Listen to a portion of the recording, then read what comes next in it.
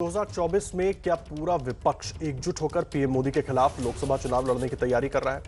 ये सवाल हम इसलिए पूछ रहे हैं क्योंकि प्रशांत किशोर और शरद पवार के बीच हुई मुलाकात के बाद ऐसी अटकलें तेज हो गई हैं। पश्चिम बंगाल विधानसभा चुनाव में ममता बनर्जी की जीत में अहम भूमिका निभाने के बाद जब शुक्रवार को प्रशांत किशोर मुंबई में शरद पवार से मिले तो अटकलों का बाजार गर्म हो गया।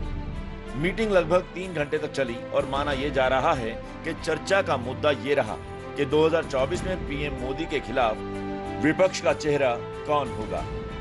ये बात सच है कि पवार साहब की इच्छा है कि देश में सारे विपक्षी दलों को एकजुट करने का काम किया जाए। वो लगातार ये बातें करते आए हैं और एक सशक्त मोर्चा भारतीय जनता पार्टी के खिलाफ खड़ा किया जाए।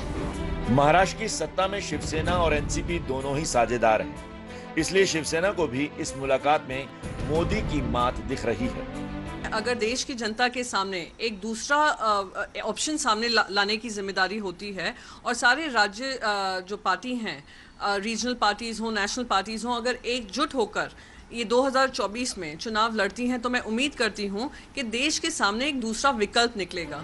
प्रशांत किशोर की पहचान बहुत बड़े चुनावी रणनीतिकार के तौर पर है। 2012 से लेकर अब तक वो जिस दल के साथ गए हैं उसकी जीत जरूर हुई है।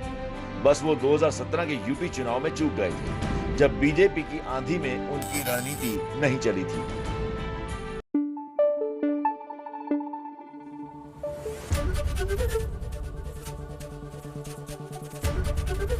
एबीपी न्यूज आपको रखे आगे।